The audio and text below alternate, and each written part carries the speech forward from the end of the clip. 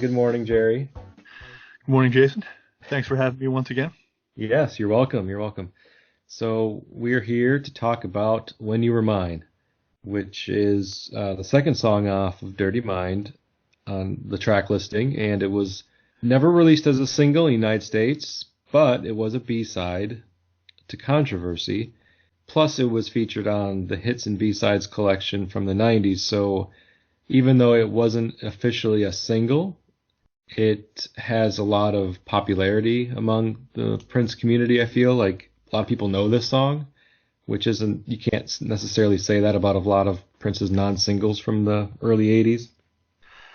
Yeah, definitely. I mean, from what I guess that the information that that I have gathered or looked at and read about is this is one of Prince's most covered songs. Which I found kind of hard to believe over his vast catalog. And I think a lot of people, especially who grew up like we did in the 80s, their first exposure to this song wasn't on Dirty Mind. It was probably Cyndi Lauper's cover.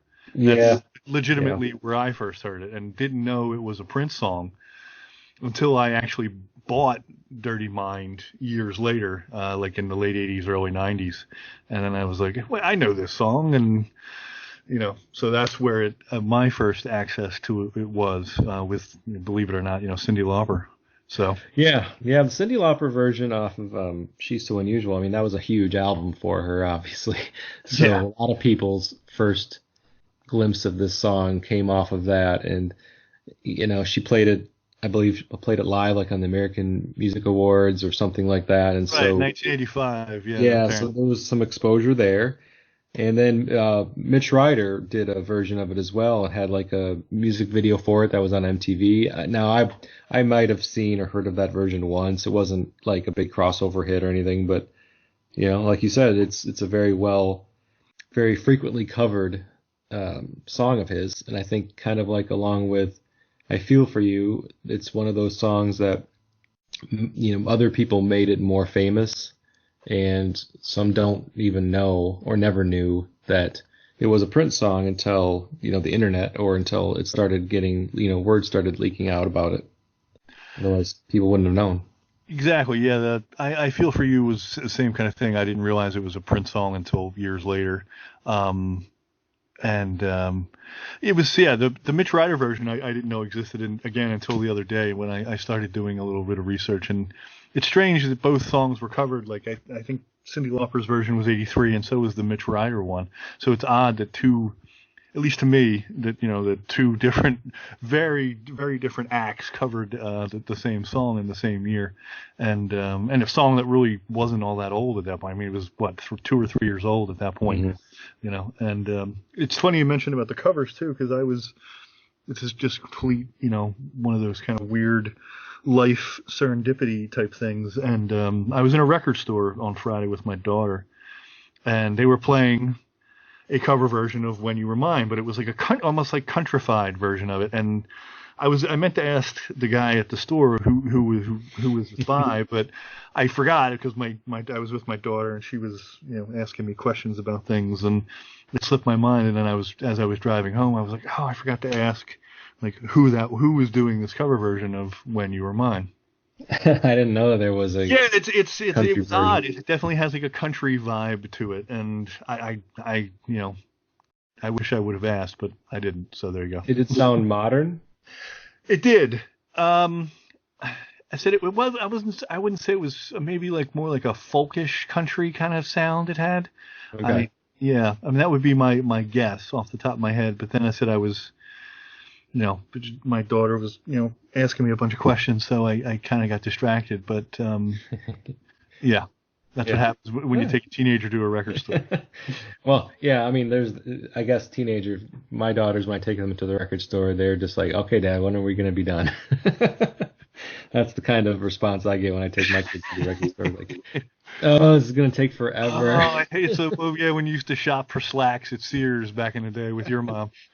Oh, my Yes. mom's the worst shopper. She's so slow. She looks at everything and tries everything on. I hated that. So Yeah. now I can kind of relate to how my kids probably feel when I drag them to a record store with me. No, she was loving it, but yes, it did distract me from this or at least to me, new version of this song. So I don't know. There is, another one out there, and if maybe people will, when we, you post this, maybe somebody will comment and say, "Oh, I know that version," or "I know what it was." Hopefully, Yeah, so maybe, we'll see. maybe. All right. Well, so When You Were Mine is for me one of the best songs on the album, although I do enjoy the entire album from start to finish. But When You Were Mine was always one of the highlights, and I think it's a combination of the music and the story slash lyrics.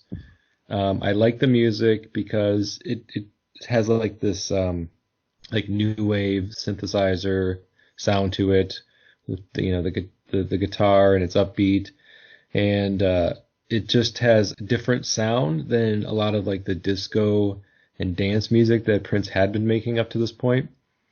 And with Dirty Mind, I feel like a lot of effort was made to change up his sound. Like he made a conscious effort to do things differently with this album. And clearly from a lyrical standpoint, he did. I mean, the whole album is just filled with songs that are a little bit subversive and, can spark some controversy. And, he's playing around a little bit with gender dynamics, and obviously a lot of sexual metaphors, and sometimes just straight up sex songs. But this song doesn't really fall under the category of a sex song, because it's more of a relationship song, or I don't know, a love triangle song, if you want to call it that. But it's just different enough, and it was just interesting enough when I first heard it a long time ago that I was intrigued and I wanted to learn more about the lyrics. The music drew me in, but the lyrics were intriguing enough that I really wanted to find out what this song was about. And that was, before lyrics were really widely posted everywhere. Dirty Mind wasn't an album that had the lyrics printed on liner notes. Gee, I wonder why. Yeah, right. That was probably a very conscious effort by Warner Brothers to not do that. Let people try to come to their own conclusions on what he was saying. Sure. And yeah, like I said, before the internet, I couldn't just jump on and look up lyrics to When You Were Mine. So it was kind of like it was my own task to figure it out. Yeah, Dirty Mind and that's why it's funny to me that this wasn't a single in any way, because to me off the album it's definitely the poppiest song, and yeah, it definitely has a very intriguing sound with the use of the Oberheim synthesizer, if I can say that word correctly. So yeah, it's kind of a mystery. You obviously can't put like Head or Sister out as a single, and this one, to me, if I was an executive, I would, hearing that song, I would have thought, okay, this is our single here. I like to call a lot of Prince's songs, there aren't too many that are standard, like love songs. They always seem to have an edge or some sort of bite to them. Mm-hmm. And this is one, to me, that's definitely in that vein as well.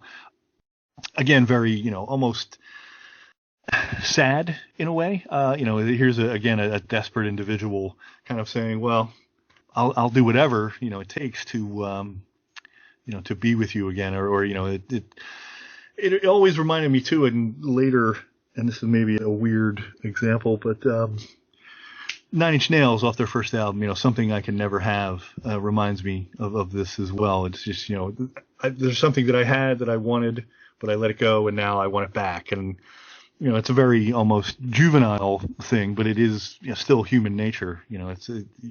Somebody has something that they're enjoying, and you want the same thing, or you want that as well. And this obviously speaks to that. I loved you more when you were mine. So yeah.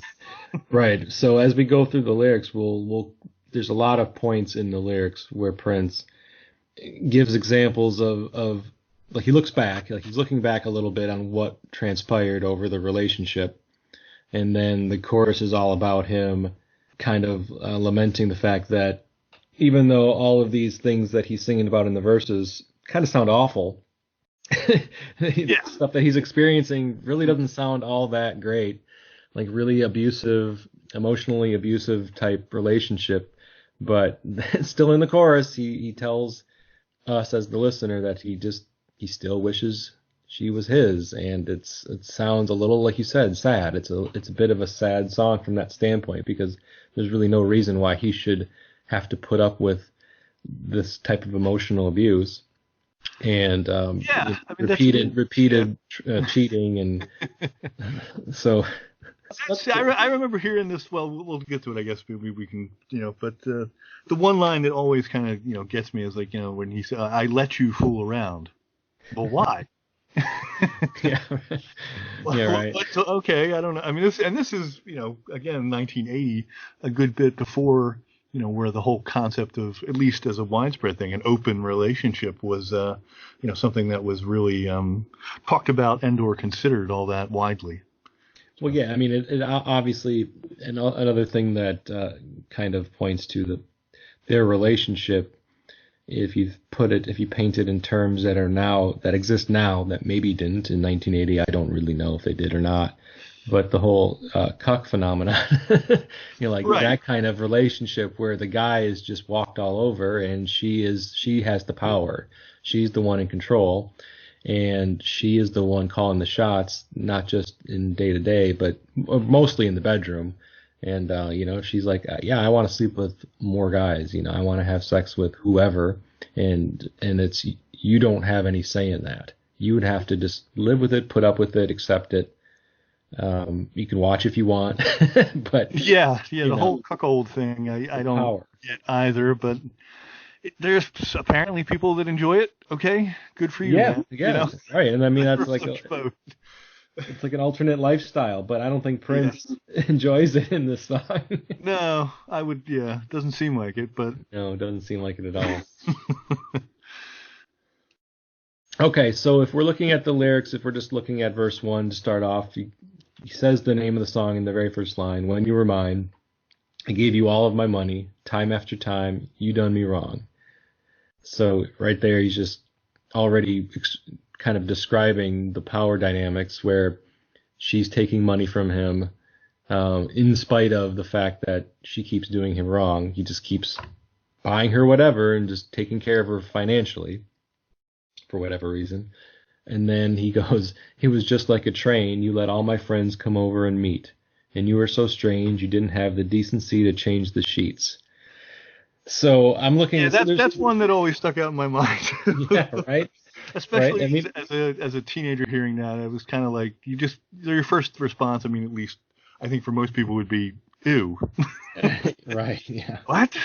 Yeah, that doesn't sound sanitary in any way. There's some imagery in that grouping of lines that isn't, like you said, necessarily it doesn't sound pleasant. No.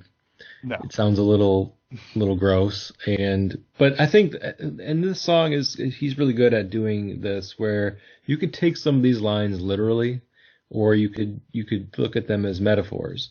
So in this section where he's talking about, "It was just like a train, you let all my friends come over and meet."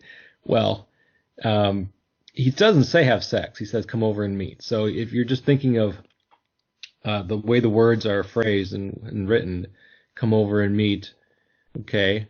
Are they just coming over to say hi, and just she's being introduced to all these different men? But the word, it was just like a train. I don't think that was an accident. Right. Yeah. Add that in there. It's just like a train. So he doesn't say, "You let all my friends come over and have sex with you," but I'm pretty sure that's what he means, especially when he throws in the line about didn't have the decency to change the sheets. It really kind of hammers that metaphor home, that she's really just sleeping with a number of different guys, and many of them Prince knows in this song, like friends of his or acquaintances.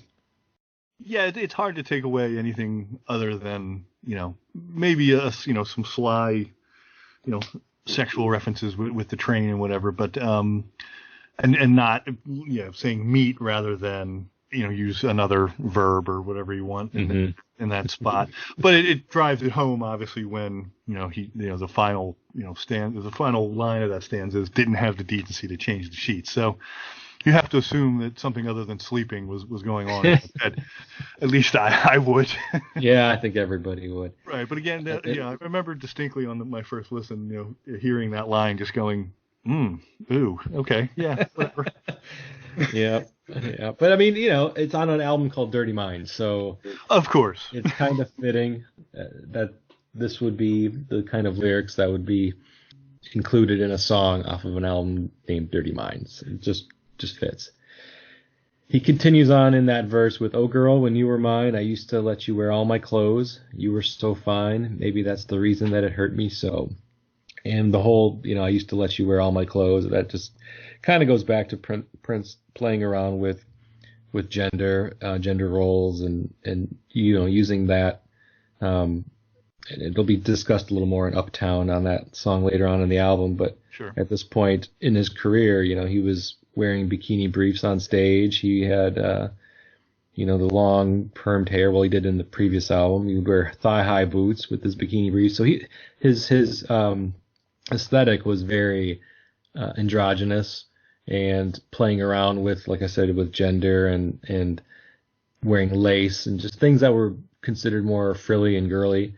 And so the fact that he said, "I used to let you wear all my clothes," isn't that surprising, knowing what his style was at the time and what kind of image he was putting out there? Sure. I mean, An interest in his clothes. the one that, the one I think that, the one that always sticks out in my mind about more the gender switching or the gender roles where is, "If I Was Your Girlfriend" is the one that always sticks out in my mind. But, that's pretty blatant.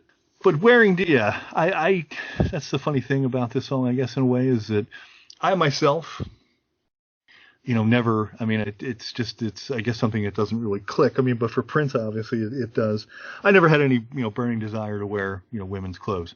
And that, I guess, again, to each their own. But you didn't grow up in Uptown, man, in the late 70s, early 80s. I didn't, of course. And maybe if I grew up more in the that era, then it would be dangerous, I guess, especially as a teenager and kids, a teenager and or kid, dangerous Prince albums. It just seemed almost pornographic, I guess, in a certain way. I mean, it's obviously called Dirty Mind. Here's this guy on the cover, kind of dressed, differently, or whatever you want to call it. And you kind of. But then once you get into it and explore it, it really doesn't matter anymore. It's just do you like the sound, do you like the music, and what's going on and all that kind of stuff. But clearly, yes. I mean, there's obviously some gender flipping or gender experimentation here going on with him and her switching and swapping clothing. Yeah, and you said pornographic, and that's really not an inaccurate way to describe it for somebody who was not familiar with that scene, in the cities like in New York or in Minneapolis or whatever, where at the time, because I mean, in the early 80s, you saw that a lot with our rock stars, or even in the 80s in general, where rock stars would dress up like women a lot of times. They'd have the heavy makeup, the big hair, sometimes wearing women's clothes. And yeah, obviously Boy George is one clear example of that was most famous, but it was with all types of men back then doing that, and that was just what rock stars did, thanks to people like David Bowie and in the 70s doing similar things and just really experimenting with their visuals, what they were presenting out there. So for Prince to do that, it's not surprising, but still it never fails to shock if that's not what you're introduced to, or if you don't see that when you walk out your door and walk around in your neighborhood, you don't see any men dressing up like women and women dressing up like men. It feels a little, and when you said pornographic, I felt like the same way when I first saw the album because of the album cover, because of the names of the songs on the back. Exactly, yeah. Head.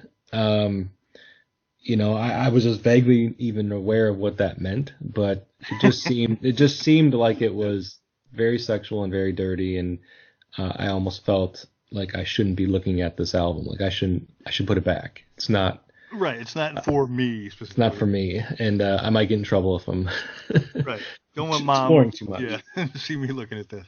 But no doubt, and that's again, I think that was why fortunately or unfortunately, however you want to say it, I believe you come to things when you're ultimately ready for them, and it wasn't until my late teens where I finally I guess felt comfortable listening to this album, and it was a lot of reading a lot of the rock journalism of the day, and Rolling Stone and that kind of stuff, who always all the writers, and those, were talking about how great this album is and how overtly sexual and blah, blah, blah. And so, it was always intriguing, but still a little bit, scary until you're actually kind of, ready for it.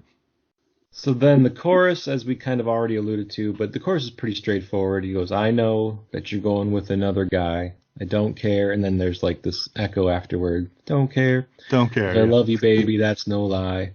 I love you more than I did when you were mine. And that goes back to the whole missing what he doesn't have anymore, lamenting that it's gone, that he had it and he let it out of his grasp somehow, even though it was maybe not the healthiest. So he's going with another guy. So apparently one of the guys that was introduced to her. Yeah, in the train set. Yeah, again, it's a very human thing. It's you're jealous of or you're longing or lamenting for a something that's lost to you, something that now is now out of reach for you, or was yours and is somebody else's, and it's just human nature. Most people have that kind of longing or kind of thoughts, and it taps into that, a very primal kind of human emotion, a little bit of jealousy, and he has that, well, I want that, and how can I go about taking that from him? It's it's obviously something that we all, I guess, struggle with, or and kind of learn as you get older to kind of curtail that a little bit, but still it's always you have those kind of thoughts or jealous pangs. At least again I do. So I'm sure I'm not alone in that. So no, of course not. And it's just interesting that he claims that he loves her more now that she's not with him. So maybe he's just also apologetic a little bit. I love you more than I did when you were mine. Maybe I didn't. Although I don't understand what he could have done to lay down for this woman. He was giving her money and letting her have her clothes. So and that's not. It's I think to me maybe more that's the emotion just feels a little bit more raw. I think now that you're experiencing that respect, maybe it's not that he loves her more. It's just it feels that way. It's because the jealousy or whatever is kind of heightening that a little bit. And certainly. It definitely feels that way, but maybe not so much. It's just the best way to express it is it feels like I love you more now that I can't have you, and I think that's at least in my mind again. That's what I would think it's relating to. Yeah, I agree with that as well. I don't think he really does truly love her more. I think he just feels like he does because she's not with him. He starts off verse 2 with repeating the name of the song, When You Were Mine, just kind of like reminding the listener, okay, now we're talking about back when they were together, when I was with this woman. So this next verse is going back in time. When you were mine, you were kind of sort of my best friend. So I was blind, I let you fool around. And we come back to that part where he talks about her fooling around on him again, and he already expressed that sentiment in the first verse, but he's repeating it, basically just saying she's not monogamous. Faithful monogamous, yeah. Yeah, she's obviously not monogamous with him. I let you fool around. I never cared. I never was the kind to make a fuss. When he was there, sleeping in between the two of us. So I think this is, and that last line it's always been one of the key lines in the song, I think, because people just gravitate towards that line and they want to interpret it, I think, one of two ways. And maybe there's more ways to interpret it, but I've always interpreted it one of two ways. Once again, the literal sleeping in between the two of us. I mean, was there some sort of threesome dynamic going on? Is his character admitting bisexuality because he's literally sleeping with her and this new boyfriend that she has? Or is it more of like symbolism or like a metaphor for sleeping in between the two of us, meaning like he's come between them, and now that she's sleeping with this other guy, it's come between, it's broken apart the dynamic between Prince and this girl, where she's not interested in him anymore because now she's sleeping with this other guy. So it's he's come between the two of them and their relationship. I always took it as a metaphor, Yeah. rather than literal. Now there's a divide between them, and rather than a literal kind of menage a trois, or whatever you want to call it. I always thought that was kind of way. If somebody's your best friend, they're your best friend, not kind of sorta. I know, I like that. Yeah, I mean, so is it is it? I think it's more of just a phrasing thing. It just sounded good rather than okay. If you know somebody's your best friend, you don't have any. There's nothing to debate. It's you don't. It's not wishy-washy. It's okay. This person is this in your life. So, but it could be. It sounds. I always took that too. Is that he's just kind of hedging a little bit, like saying, oh, well, or just saying that in a way. It's like, well, you were kind of sort of my best friend. And he doesn't want to completely admit to that because it's, the weirdness of the whole situation overall, kind of hedging, Mm-hmm.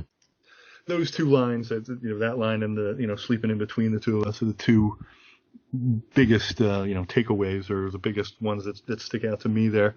And again, a lot of this song has that kind of almost, the bluesy plaintiveness, a lot of the older type songs where you're just not every woman or, seems to be the mean mistreater kind of thing. And, you wonder, again, who is he writing about? Is there a specific person? And again, it was never mentioned that I could find that this was written about a specific person. It seems to just have been a kind of almost off the cuff kind of thing that he did. And you wonder who are these people that are this terrible, or where is he find? Maybe he needs to find some new women, or get some go in a different area and look at some other possible mates. Yeah, it kind of makes you feel or wonder if like Prince was in a not so great frame of mind when he wrote this song, and sure, maybe this didn't actually happen to him, but just to come up with a song that is, or the lyrics of a song that's so poppy and so bouncy musically speaking, but then to throw lyrics onto it that really are, like we said, very very sad and just a little depressing and painful. And so it's just, you wonder where he was in his frame of mind when he wrote this.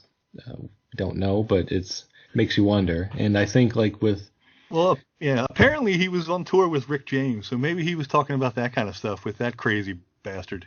Yeah, that's right. He was maybe he was just observing some Rick James madness, and he was like, I can riff on that a little bit. Who knows? But that it's just kind of to me, I always wonder where an artist is or what frame of mind they're in when they put something like this, they commit something like this to paper or tape or however you want to, whatever their medium is. So yeah, I just get the feeling from the song that the protagonist is let things go a little too far. Like he let himself be used and walked on or walked over to the point where it actually ruined the relationship. Like he was too willing to bend over backwards for her that it ended up, instead of actually just pleasing her and going above and beyond to try to please her and make her happy, it ended up ending their relationship because then she found somebody else. And so even if it was just initially about the sex and she was only into just having multiple partners for sexual satisfaction, I think what ultimately came of it is that she found somebody through this process that she was felt was a better mate, better suitor than Prince was in the song. So it's almost like he made the mistake of letting it go too far. And so, like in the first verse, he talks about multiple men. All my friends came over to meet. But then all of a sudden now there's just one. There's just like one key guy that seems to have gotten in between them, that she is spending her time with. So like he didn't really care before. It was just always seemed like it was just a casual thing, and it wasn't a big deal. She would always come back to me at the end of the day. But now that's not the case. Now he's sleeping there, and so he's literally and figuratively sleeping in between the two of them in Right. some cases. So yeah, it's just kind of another take on it, I guess. Right. And I think the thing too, you wonder about like it's like a self-respect thing. It's like, doesn't this guy just have any? Why don't you just leave? I mean, don't you have any self-respect? Just be like, okay, this is the way it's going to be, or this is the way you're treating me. Then I'm out. I don't need this. I can do other things. And it wasn't until I guess later as an adult where you kind of understand maybe that those feelings a little more. It's when things get kind of heavier and more, I guess, have more meaning or feeling to them. You can understand, at least from my, again, perspective, I can understand this perspective a little bit more than I could when I was younger and a little more black and white about things. So then after the second verse, he goes into the chorus again, which is sung in the same way. I know that you're going with another guy. I don't care because I love you, baby. That's no lie. I love you more than I did when you were mine. There's a musical break at this point, and then he sings a few lines in the bridge. When you were mine, you were all I ever wanted to do. Now I spend my time following him whenever he's with you. And with this line again, I think there's more than one way that you can interpret it. So is he that last line, following him whenever he's with you? Is he stalking them? Like, is he literally following them around because he's so kind of obsessed with the end of this relationship and who she's chosen now as a mate? And the way he says it, following him whenever he's with you instead of following her. So it's almost like he's obsessed with this new guy that she's with. Like, why? What is it about him that makes him more appealing? And why did you end up choosing him over me at the end of the day? So, but is he literally following him, or is it just kind of like keeping tabs, or just, I don't know. Well, I mean, do you have a different kind of take on this? No, I mean, I always took it as the stalker, Yeah. kind of thing. Yeah. It's he's so bad out of shape and so just wrecked by this whole thing that he can't move past it in a sense. So he's got nothing to do now, and it seems that so the obsession is kind of taken over, and he's following them, or like you said, I never really looked at it that way. I always took it as him following a couple. Rather than, but it would be interesting if he was just following him, maybe to try and glean something or, take away something that, well, why does she love him and not me? And, that would be obviously, I think, a bit of a weirder scenario if he was just following, the guy around rather than them as a unit or as a couple. But Yeah, I think he's still following them as a couple because he says following him whenever he's with you. right. So it doesn't imply that he's like really that interested in him when he's not with her. But I just found it interesting that he focuses on him when they're together. Like Yeah, following he him. doesn't say I follow you guys around, or he doesn't use the term as a couple, or he's saying, but he mentions, him specifically. So Yeah, yeah. So it does make you think a little bit. I mean, whether or not he wrote it that way to spark a little extra thought behind it, I don't know, but it certainly does. It makes you wonder, like, why is that focus and energy on him when they're together instead of her, when she's the one that he claims to love more now than then when he they were did. She was together. fine. Yeah.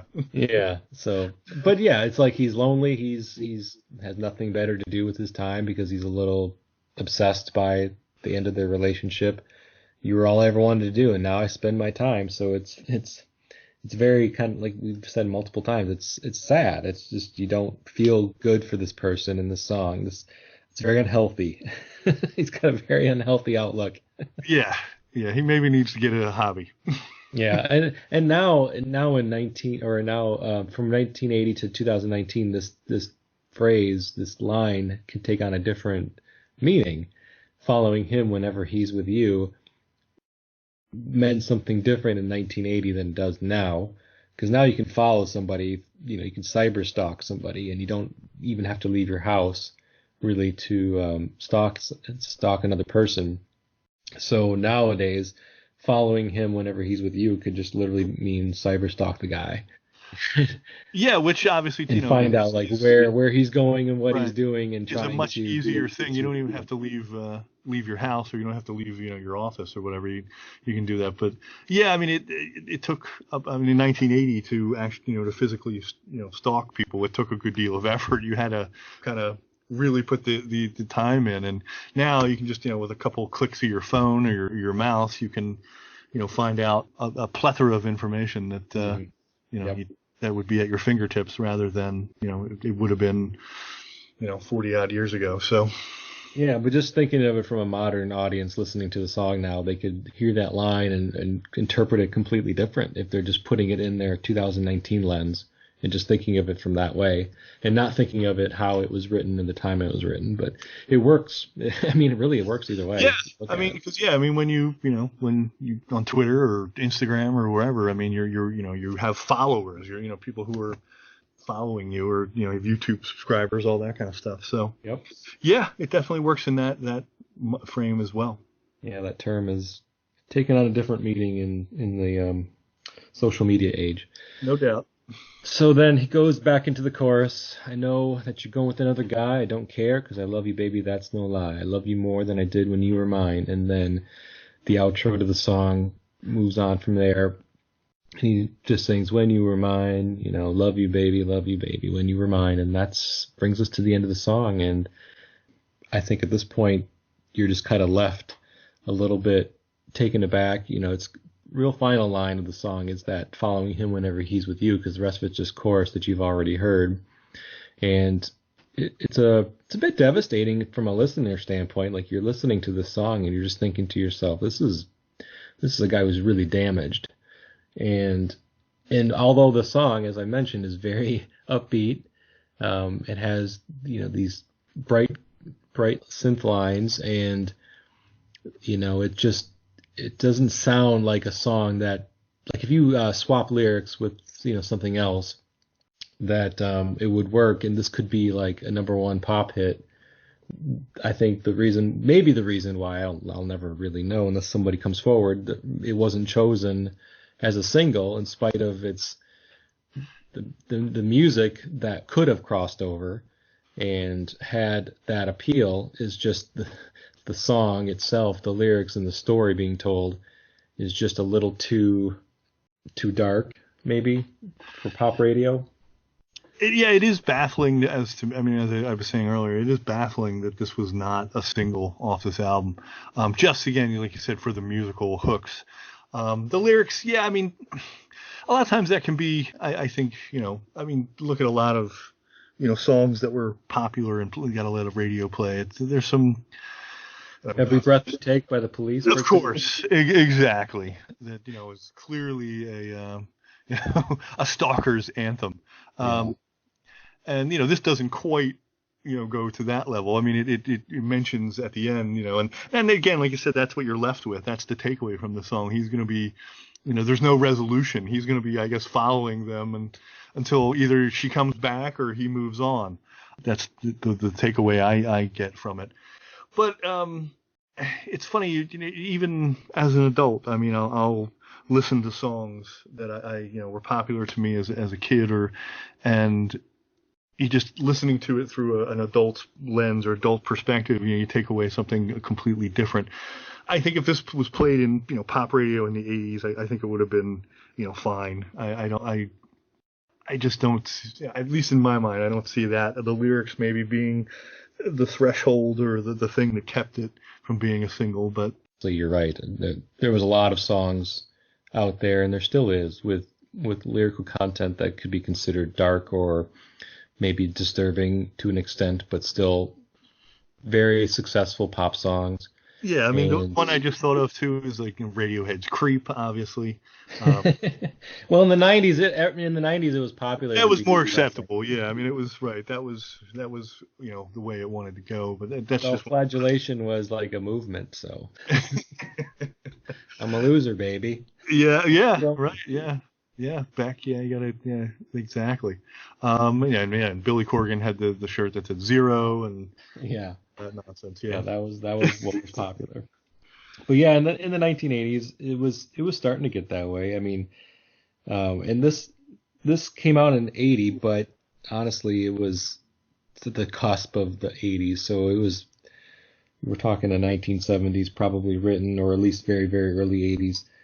And the sound, I just think the sound was fairly progressive for a black artist, soul music or R&B Yeah, music or soul, funk, R&B. disco or Yeah. funk, and to do something where he's borrowing from other genres that were starting to become popular or had been popular, like new wave, or doing things like bands like the Cars were doing, or because I get a Cars vibe when I hear this song, and that's maybe just me because I'm a fan of the Cars, but I always had a Cars vibe from this song, just the way the synth and the guitar, and they did a lot of that in their career, so that's what I get from it, and I know that maybe other people hear other things in this song, but that's always what I kind of got out of it was Cars influenced, and I have no idea if it actually was or not, to be honest with you. The true genesis of that Prince Minneapolis sound, the blending of the guitar and the keyboards, and maybe not the synth type, maybe the synth type drums, or the not quite the regular drums. Hmm. Uh, you had mentioned it in the opening that it was definitely a different vibe and sound from the first two Prince records, For You and Prince, and this is really, I'm going to do what I'm going to do, and here it comes, and this is what I'm doing now, and it kind of set him on the way to what we it was the first step in a much larger world into what Controversy and then 1999 became. Yeah. Just singing about what he wanted to sing about, not just laying it out there, and the heavy keyboard and synth type sounds. Melding that with, again, like a guitar, pop rock kind of sensibility, like the Cars.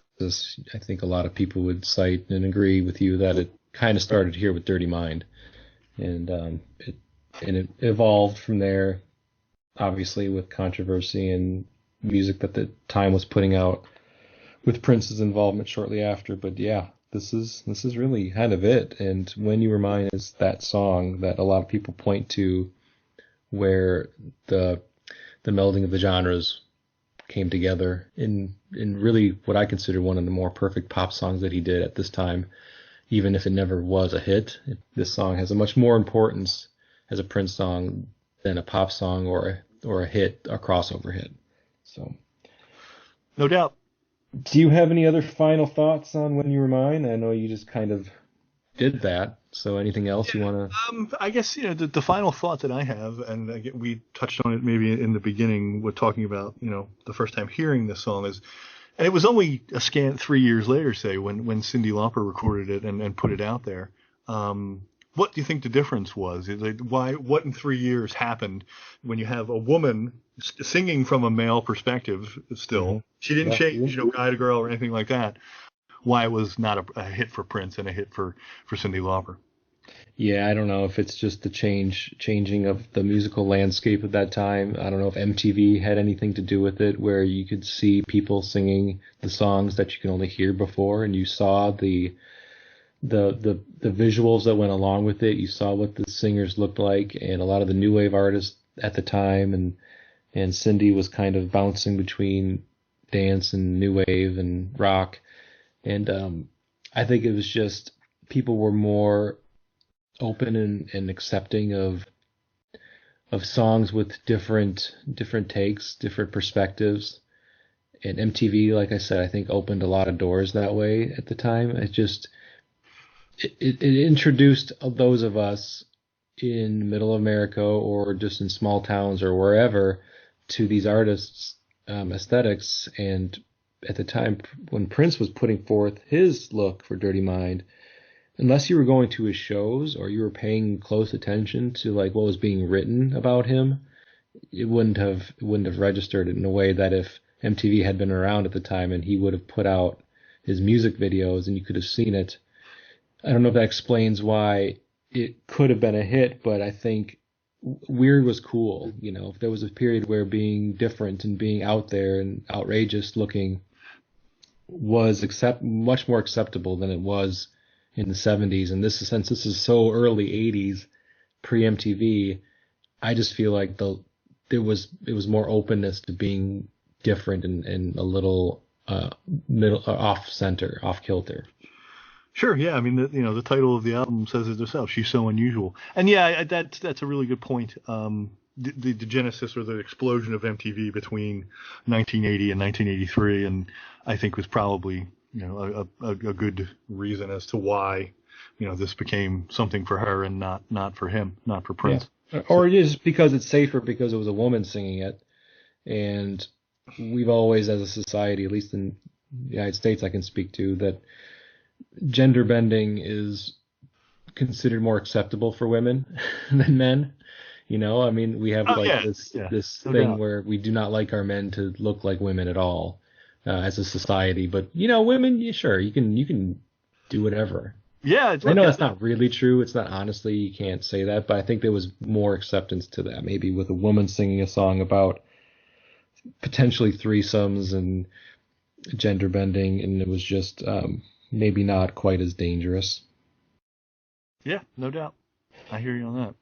All right. Well, thanks, Jerry. Once again, I wanted to thank Jerry Bonner for joining me.